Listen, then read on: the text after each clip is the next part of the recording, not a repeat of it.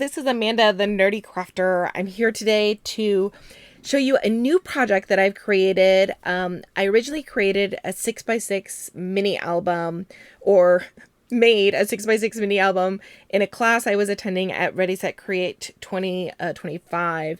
And this paper line that we worked with in one of our classes, it was a 49 and Market class, also had a lot of 6x8 paper in it, and I had lots left over after making my mini album. So I thought, what if I took this design and modified it for 6x8 paper for a way to quickly and easily use up your 6x8 paper and make a beautiful album. So that's what I inspired to do today. So I took the inspiration from a fellow YouTuber. I will post her information in the link below so you can follow her also. And I created this 6x8 mini album. It lets you use your 6x8 paper for the cover, and also simply by trimming it in half for the flips on the inside of it.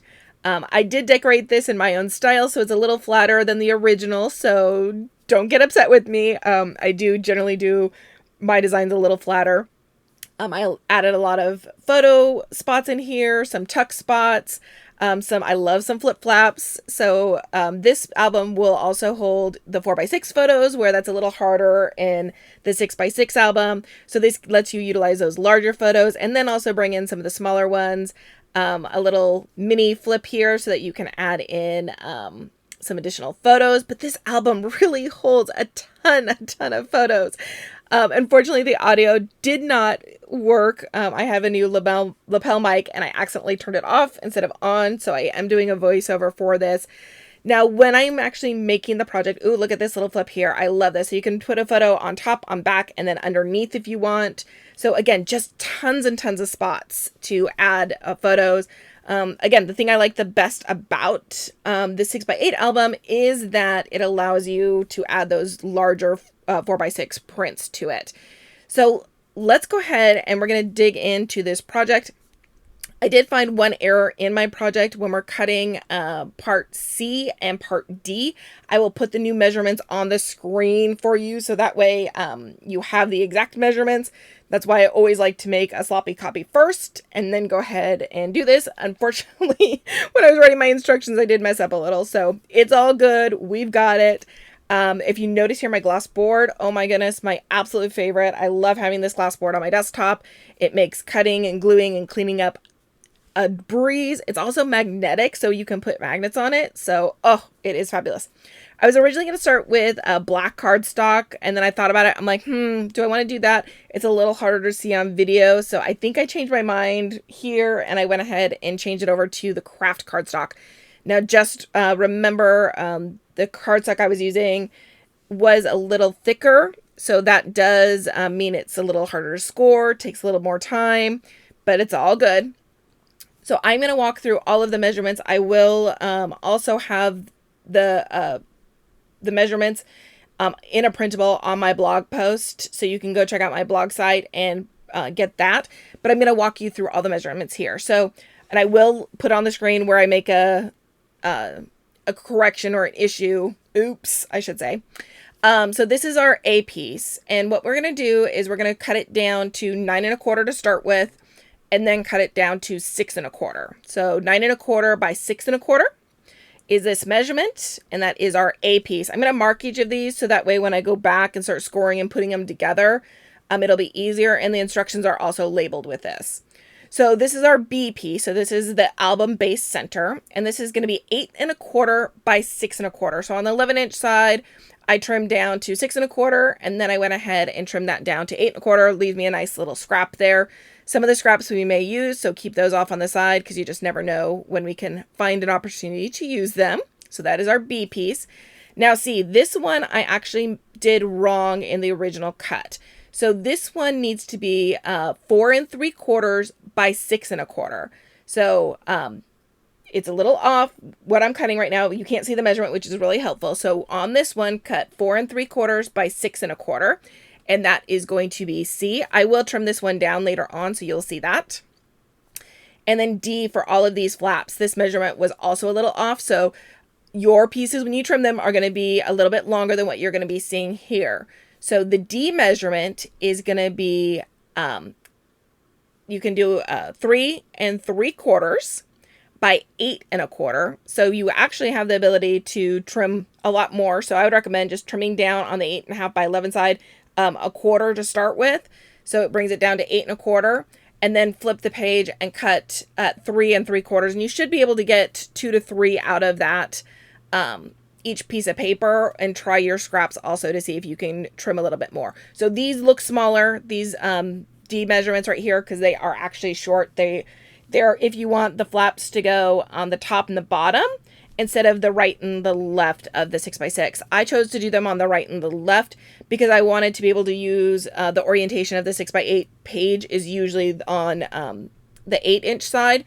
So I wanted to have that nice tall part to it. And especially with this paper pad, because there were so many beautiful images, I wanted it to be like a door opening up from right and left and not top and bottom. So again, those ones are the wrong measurements. Follow along with what I'm telling you. So the measurements on those D's were 8 1/4 by 3 3/4. So now I'm trying to see if I have a large enough piece for my pocket. I unfortunately did not, so I needed to trim into another piece here. And so I'm going to grab one more piece, and that one is going to be 3 inches by 7 1/4. Again, I'm going to have all these measurements for you available on my blog, so you can head over to my blog. The link will be in the description box below, or just as a note, it is nerdycrafter with a K.com. So this is, I'm cutting at the 3-inch mark here, and then I'm going to flip that over and cut at 7 1/4, and that will make a nice little pocket to go in at the bottom of our B side. Our B piece of paper. So these are all my scraps. I'm just going to put them off to the side. Then I'm going to bring in the scoreboard and I'm going to start scoring everything. Now this is a heavier weight paper, so when I am scoring, I'm going to be scoring both sides of the paper. So just know that I'm working it a little more than you may, depending on what weight of paper that you choose to use. The one in the picture at the beginning was a little bit lighter weight, the black paper. The white that I used in my 6x6 albums were a little bit lighter, but actually by adding the craft cardstock on top of it, or the pattern cardstock on top of it, it really helped thicken it up a little bit. So I'm going through kind of deciding whether I can use my small scoreboard here or if I'm going to need to transition to my larger one. Unfortunately, this larger 6x8 album, it is easier to use a larger scoreboard for it. So I did pull out the larger score pal. If you do not have a scoreboard in your collection, this is one of my favorites. So I'm on my A side, or my A paper right now, on the 9 1/4 inch side. So the long side, I'm going to score at 8 3/4, and then I'm going to score at 8 1/4, and then I'm going to go back 1/8 inch all the way until I get back. So it's going to be 4 score lines back up to that last one. So 5 score lines total is what we're looking at. So I start at 8 3/4, which gives me that 1/2 inch section on the right hand side. So that's what I use to glue all my parts together. And then I'm going through up until 8 1/4, and I'm doing the 1/8 inch all the way up to that. Okay. So now I am going on both sides. Like I said, this is a thicker weight cardstock, so I want to make sure that I'm doing it on both sides, help break down the area. So now if you are working on a shorter scoreboard, you can also adjust the measurements at a 1/2 inch and then up to 1, and then go back the 1/8 inches going backwards. So I did put the measurements also. If you had that smaller scoreboard and needed to do it that way, you would just score on the 1 inch side. So a 1/2 inch, then 1 inch, and then each 1/8 inch in between. The B we do no scoring on. That is our center base of our album, and that is the actual size of our album. So I'm moving on to the C piece. So now the C piece is looking a little bit different. I'm going to give you the exact score marks. Just know that this piece right here is the wrong size. So on the C piece, we are going to be scoring at 4 1/4. So you're going to go on the 4 3/4 inch side at 4 1/4, and then 3 3/4, and then you're going to go back all of the 1/8 inches back until you reach the 4 1/4. So again, 4 1/4. Then 3 3/4, and then go back each 1/8 quarter until you meet back up to that 4 1/4. I like to do that because I accidentally overscored once because I just kept going and going and going. So now I kind of do the 2 on the outside and then do the ones in the middle. Okay, so now this is D. So again, D was originally cut wrong. You'll see I'll bring in the correct Ds in just a little bit. But this one, we are going to be scoring all of the Ds on the 3¼ inch side at, 3¾ inch side, and you're going to score at a quarter. So you're doing a 1/2 inch score on it. So you'll see the final pieces are going to be actually longer than this because we need it to fit the 8-inch piece of paper. So these are a little off. So just go ahead, score on the 3¾ inch side at 3¼ so we have that 1/2 inch border so that we can attach all of our flips together to the final project. I think this is the last one here.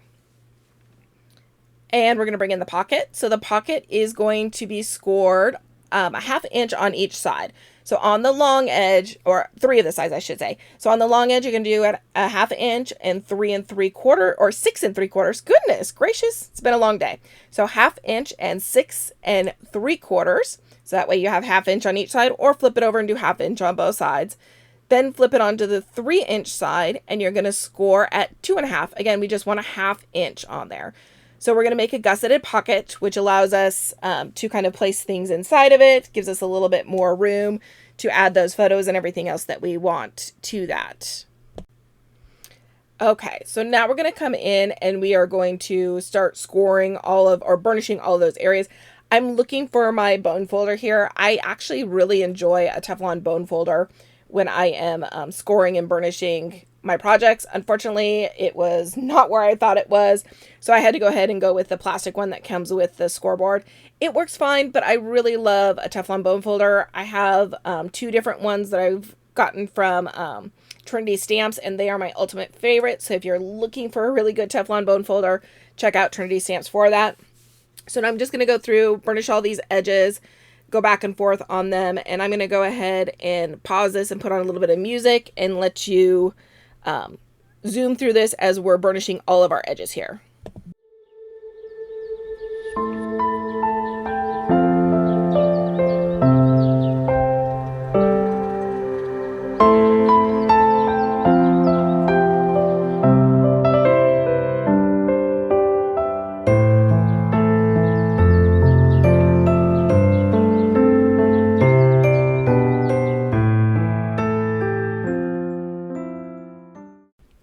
Okay, so on both of the A, which I'm working on right now, and the C parts where we have those extra 1/8 inch scores, we don't have to burnish them, but we do need to get them kind of the paper worked up. So I'm going through and I'm just kind of pinching on those 1/8 inch to kind of help fold them. This is the gusset for the top and the bottom of our album to kind of give us a little bit of room to add embellishments, to add our photos in and stuff like that. So this is kind of what gives it the structure to the album and gives us the ability to open and close and all that good stuff. So with these, we don't need to score and burnish them, but we just need to work the paper. Sometimes I'll bring in a ruler to help do those 1/8 inches because they're kind of hard to do. So here's where we're going to start putting together the album, and I'm going to find where the oopses are on my original C and Ds. So you'll see me realize that as I dry fit things, because I always recommend, I don't always do as I say, not as I do. I always recommend dry fitting things in. So the first 2 pieces that we're going to put together are the A and B. Those ones were cut perfectly, so all good. So on that 1/2 inch side on the A, I'm going to add some glue to there. And I had my glue open for a long time, so it's like I had to get it working again. My favorite glue, Barely Art. Sometimes you'll see that I use a double-sided tape and glue combination. That way the double-sided tape holds it in place and the glue allows me to move until they bind. See kind of how it wiggles a little sometimes. So I'm lining this up right against that 1/2 inch or that very first score mark. I want to make sure it's right next to it, not over it. So I'm testing to make sure I can still open and close my album. I generally also recommend bringing in your scoring tool and burnishing that glue. Helps the glue spread out a little bit and make sure that everything is seeped in correctly, binding correctly. So now I'm going to be bringing in the C flap. And this is where I'm going to start to realize, oops, something wasn't trimmed up right. It's okay with this one. It's easy. I can just trim it down. My original measurements are wrong. So I'm going to be trimming this down to the correct measurement. So it's going to be 6 1/4 by 4 3/4. So I'm checking it right now. I'm like, what did I do? What was I thinking? It's all good.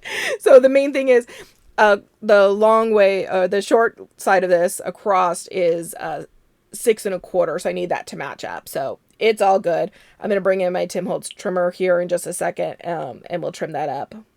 So that's going to, again, see, I'm bringing that in right here. So I'm going to trim that up to be 4 3/4 on that edge. Oh, I'm sorry. My bad. Not 4 3/4.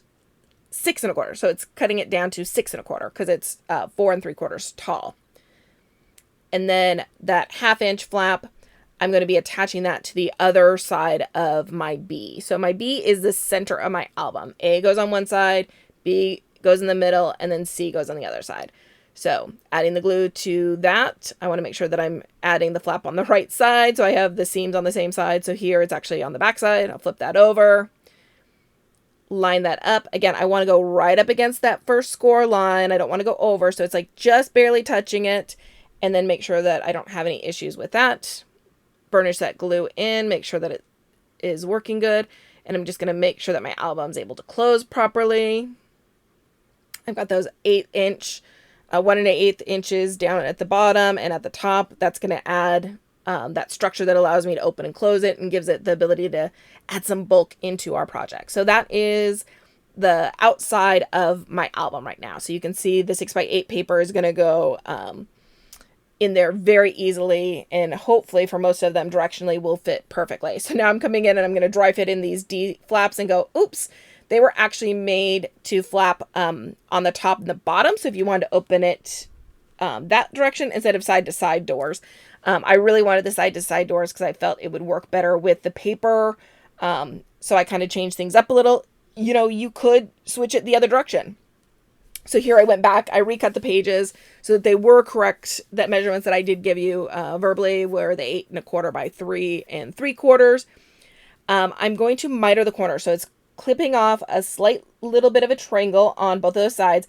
It helps that the paper does not get too bulky right there at the seam area.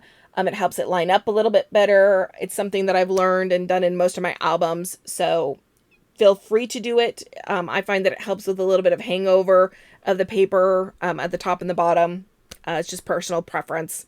So I'm adding glue to that 1/2 inch piece, and I'm going to line it up on the left side of my A. So you can see I'm working on the A piece right now. So I'm lining that up right at the edge. I'm trying to make sure that the top and the bottom match. I want to also make sure that that top is not too high up that it interferes with my fold. So I double check that. If for some reason they are off at all, I can, as soon as the glue dries, it does give me the ability to kind of work that score line if I need to get the paper to line up exactly like I'd like. So that is something that I have done frequently. You will see that in some of my other videos also. So again, I'm just lining up the second flap on the right hand side here. Matching it up so it goes right along the outside edge. Watching the top and the bottom. Making sure that everything is there. When the top, I'm also looking to make sure that I'm not going over that score mark at the top because I don't want it to interfere with the folding of that page or the book, actually. So I'm burnishing the glue in right now. There was a couple of areas that it was, you know, not sticking right away. This is a very heavy cardstock, so I'm just working that in, making sure that everything works, and just retesting to make sure that things fold. Now, this is a bigger project, so I did need to flip it under so I had room on my table and I could still stay in frame of the video. I'm grabbing the next 2 Ds, and I'm going to glue those down to the right and left side of my B page. So I want to make sure that I stay within the score lines, that I'm not going over them. I want to make sure that I'm not going into those 1/8 inch scores. So lining it up on, this one is on the left-hand side. Coming in with my scoring tool and just burnishing that glue in, helping it to bind with the paper. I'm going to miter this corner, last one, and we will glue this one in also. So now you do have the ability to build on this album. So if you wanted to cut additional D cardstock and glue the Ds to the D, So to the side without the flap on it, you could add additional flips to that. I think I showed an example of that in my 6x6 album video, so you can always go back and take a look at that to kind of see how to add additional flip pages. There was an album that I made with Lael by Males, and I needed a little extra. I need one extra flip, so I added an extra flip to it. So you can build this album up or make it as simple as you'd like. You can add additional pieces. Now those little triangles there, I do love scraps, but I have my limit on scraps, and those are definitely one of my limits. I'm good with throwing those scraps away. I'm going to come in now and I want to dry fit the pocket. Just make sure I did the pocket correctly. Double check that. Oh, it looks like we need a little more glue. Now I like the fact that the Barely Art glue has this really thin nozzle tip to it, because it allows me to get in there really close if I need to. So now here on the pocket, what I'm recommending is you're going to do a triangle cut, and you want to go from the bottom to the side and cut off that square there. That will allow your pocket to lay flat. I'm going to show you on the other side what happens if you don't trim that off. You get very bulky, it hangs over at the bottom, and it just doesn't sit right on your paper. So that's why you want to trim that off. So you're going to trim that square off, and then a little miter of the top and bottom. So I just take it off as a straight triangle there. And then that will allow that to sit really nice and flat, and it gets rid of all that bulk. Just going to add the glue on to here.